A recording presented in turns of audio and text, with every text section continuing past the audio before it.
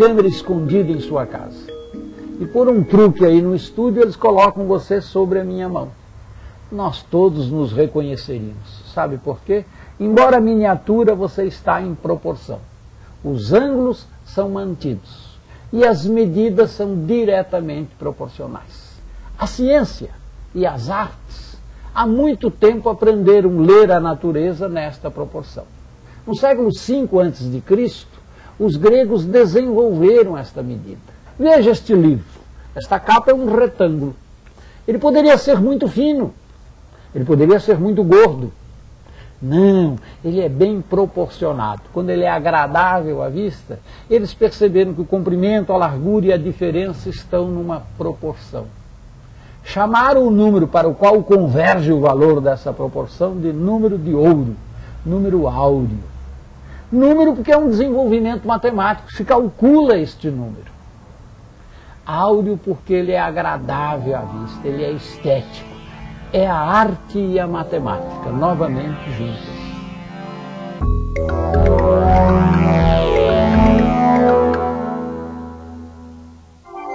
Vamos começar nossa viagem pela Grécia Antiga, uma gloriosa civilização que encontrou o caminho da sabedoria unindo o espírito e a razão. Os gregos adoravam o teatro e nas arenas sofriam com as famosas tragédias ou se deliciavam com as comédias.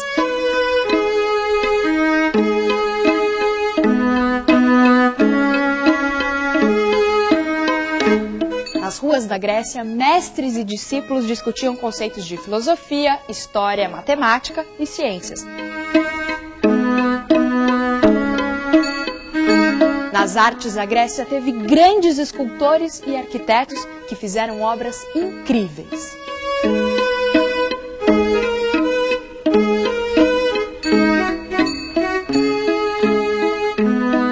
Visitando a cidade de Atenas, avistamos no alto de uma de suas colinas o Templo das Virgens, ou Partenon, um belíssimo edifício rodeado de colunas.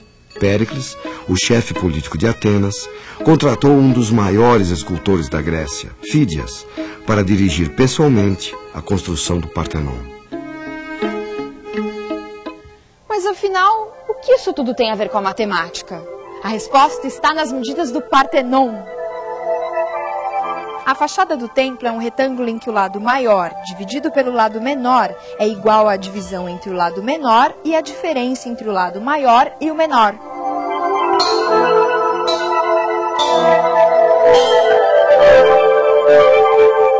Bom, mas e daí? Não será apenas uma coincidência? Não, os gregos não usaram essas medidas ao acaso. Eles consideravam muito mais harmonioso, bonito e agradável de se ver os retângulos que tinham essa proporção, que é conhecida como proporção áurea ou proporção de ouro. Ainda hoje, artistas e arquitetos, intuitivamente, sabem que objetos com essa proporção são os mais agradáveis esteticamente. O número de ouro está presente em incontáveis obras de arte e monumentos arquitetônicos.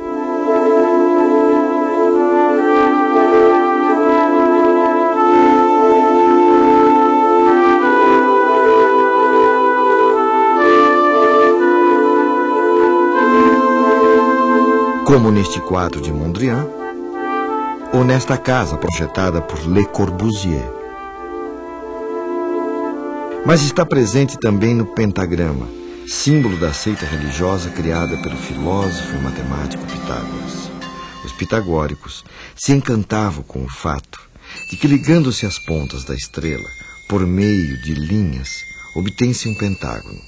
E a intersecção destas linhas em seu interior forma outro pentágono, dentro do qual podemos formar uma outra estrela menor, mas cujas proporções são as mesmas da primeira. E assim por diante. Trata-se, na verdade, de uma propriedade fascinante, mas para os pitagóricos, mais importante era o fato de que estas mesmas linhas organizam-se segundo a proporção áurea.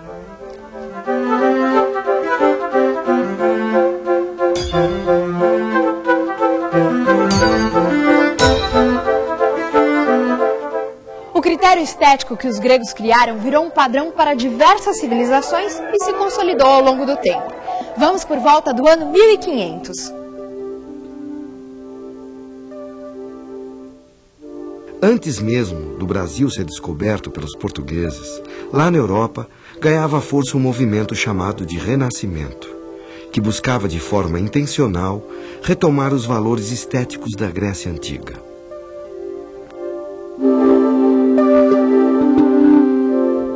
Foi no Renascimento que um dos maiores artistas da humanidade, Leonardo da Vinci, desenhou esta figura, chamada o Homem Vitruviano. Aqui podemos ver a proporção de ouro relacionada com a estrutura ideal do corpo humano.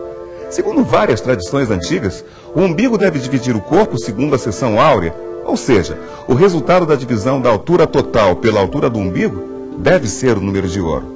Nesse outro quadro de Leonardo da Vinci, chamado São Jerônimo, a figura principal está perfeitamente contida em um retângulo de ouro. Essa técnica foi usada por vários artistas ao longo dos anos, até os nossos dias.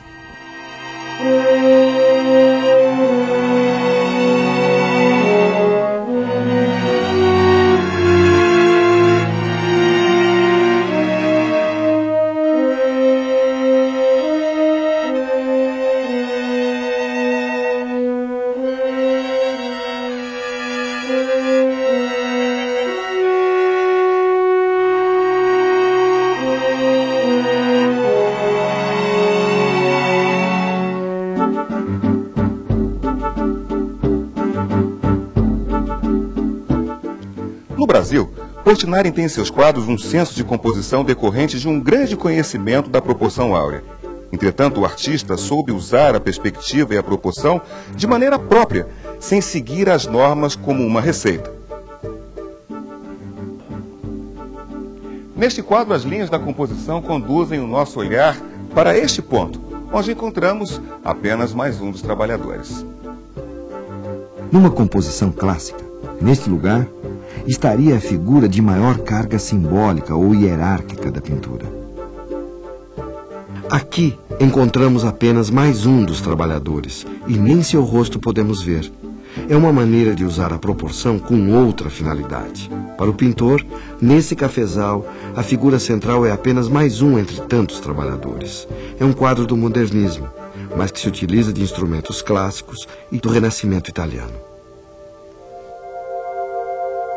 Na década de 50, o artista romeno-francês Samson Flexor também se dedicou aos estudos da proporção áurea, que marcou fortemente seu trabalho. Partindo das representações figurativas do início de sua carreira, aderiu ao movimento da abstração geométrica e buscou tornar visíveis pensamentos abstratos através do uso de modelos matemáticos em suas pinturas. Flexor quis unir a qualidade puramente pictórica a uma paixão por uma ordem rigorosa.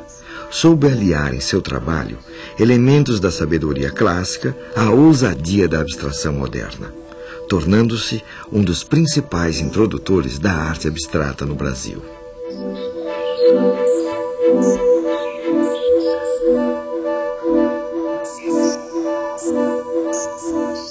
A arte é a transformação do ordinário no extraordinário. E a matemática é a maneira de você, através do ordinário, explicar o extraordinário. E eu comecei a utilizar a seção áurea na formatação do meu trabalho, na divisão das coisas, do assunto que tem na tela, a partir da forma da tela. Então ele tem servido como um guia, talvez, como uma estrutura na qual eu construo o meu trabalho.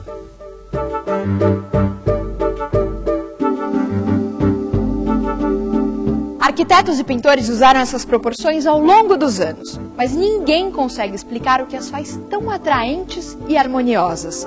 Ensinadas nas escolas de belas artes do mundo todo após o Renascimento, a proporção áurea foi aos poucos se tornando repetitiva e árida, o que fez as escolas modernas procurarem outras formas de proporção. A descoberta dessa proporcionalidade deu ao homem uma segurança sobre a criação, estabelecendo um parâmetro para a perfeição. O que é a perfeição? Os antigos se preocupavam muito com encontrar uma coisa que tivesse um grau de perfeição tal que ele fosse possível de ser genérico. Tal era o seu grau de perfeição. essa proporcionalidade, ela não vai descansar nunca.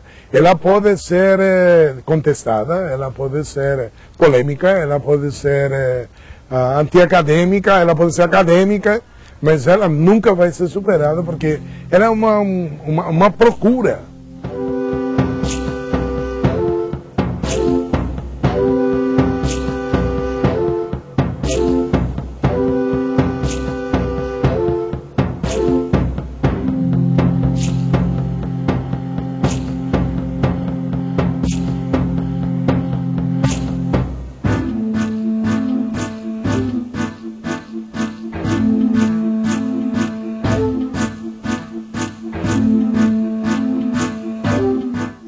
Até nas tribos mais primitivas, você encontra um uso para a proporção, não na consciência geométrica da Grécia, mas absolutamente na especulação plástico-estética da sua produção artesanal.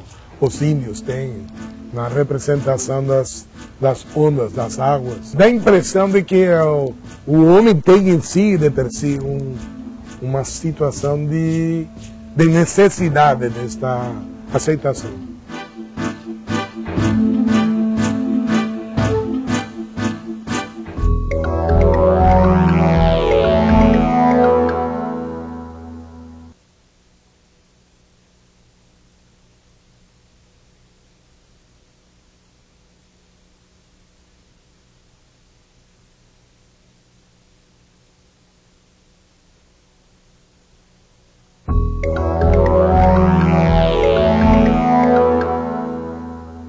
Curiosos que são, os matemáticos investigaram a proporção de ouro e descobriram que ela pode ser traduzida por um número. É o número de ouro, que foi batizado com a letra grega Φ e vale aproximadamente 1,6180. O que o número de ouro tem a ver com a vida da gente? Vamos continuar nossa viagem e conhecer a história de um outro Leonardo, Leonardo Fibonacci, que viveu por volta do ano 1200.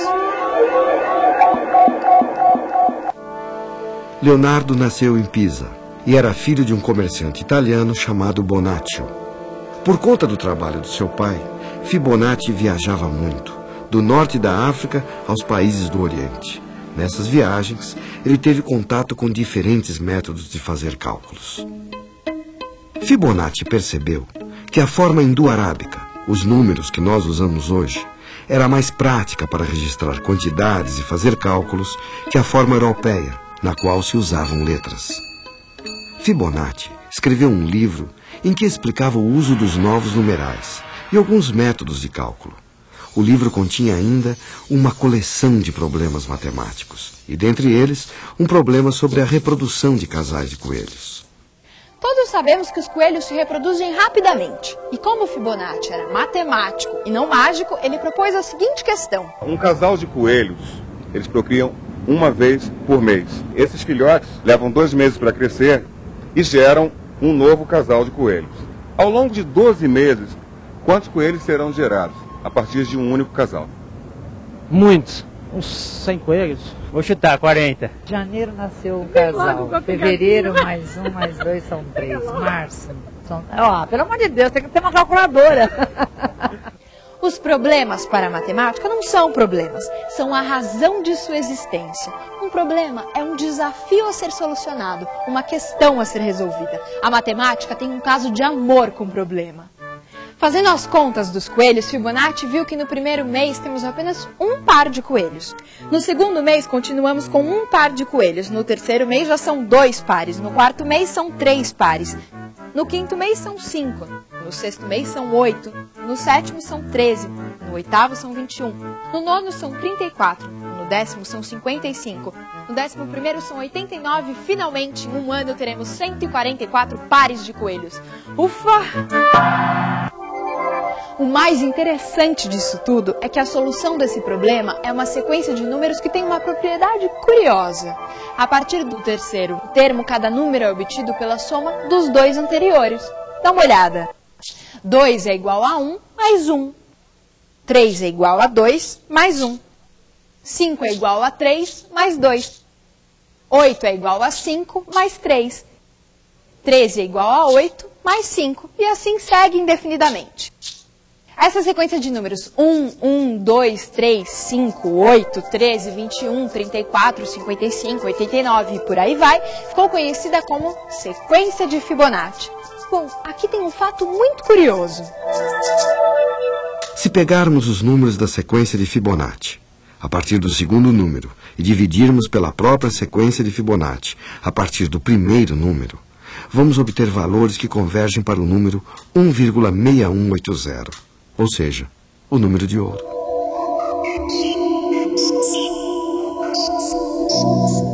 Mais curioso ainda é que algumas plantas e árvores crescem de acordo com a sequência de Fibonacci. Olha só, algumas árvores se ramificam de acordo com os números de Fibonacci.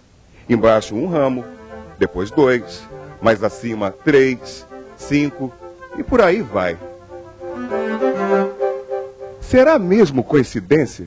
Provavelmente não é mera coincidência que a natureza tem algumas sequências de números ou alguns números que são fixos em seus organismos. Então, por exemplo, eu sei dizer para você se uma planta é ou não da família do lírio, mesmo que essa planta venha do Japão ou do Nepal e eu nunca a tenha visto, simplesmente por conhecer o número de pétalas ou o número de estruturas sexuais que essa planta tem. Então eu não sei exatamente dizer se a natureza sabe contar, mas sem dúvida ela segue alguns padrões matemáticos, né, dentro de uma organização que permitem com que a gente, como biólogo, reconheça esses padrões e possa lançar a mão deles para organizar essa natureza da maneira que a gente considera mais conveniente.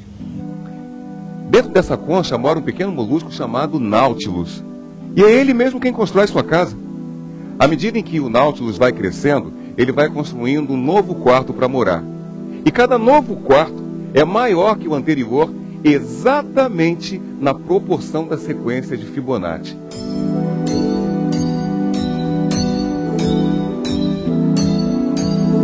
A espiral da concha do Nautilus tem uma propriedade interessante.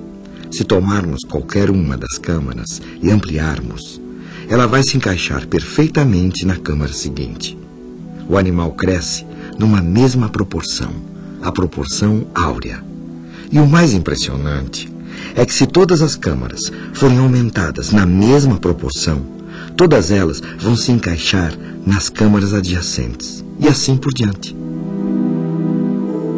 Eu tenho a impressão de que esse número de ouro deve ter sido um achado depois da atenta e disciplinada observação do referencial. As cores se encontram distribuídas na natureza no número de ouro. As cores quentes estão para as cores neutras, do mesmo jeito que as neutras estão para as cores frias. Ou seja, você nunca encontra grande quantidade de vermelhos, laranjas e amarelos. Mas você encontra uma quantidade razoável de ocres, cinzas, mas enormes quantidades de verdes e azuis. Essa é exatamente essa proporção.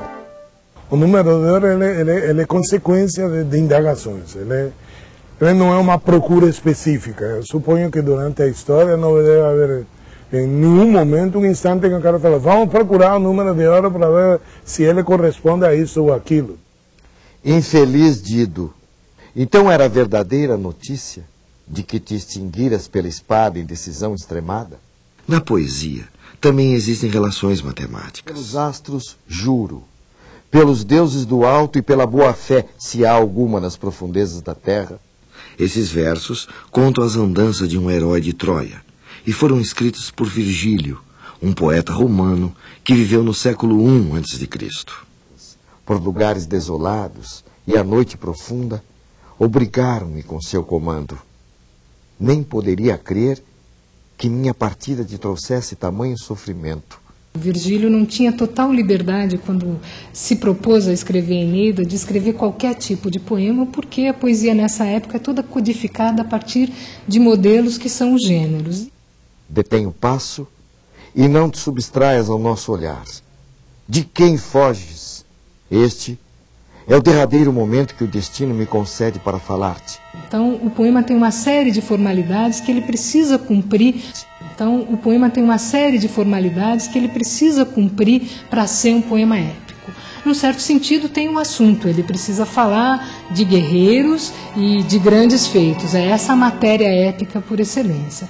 Mas ele tem também que tratar dessa matéria num ritmo adequado. Tá, tá, tá, tá, tá, tá, tá, tá, tá, tá. É um modelo que vai produzir um determinado ritmo ao longo da leitura do poema, que eu mais ou menos tentei reproduzir na minha leitura. Italian fato profugus lauinha quevenit. E assim, em cada verso, o poeta se depara com esse problema técnico de ter que escolher palavras que transmitam o assunto de que ele quer tratar, mas que se encaixem no esquema métrico do hexâmetro, mas também variando esse esquema métrico para não causar o enfado do ouvinte, que ficaria com o ritmo datílico repetido indefinidamente.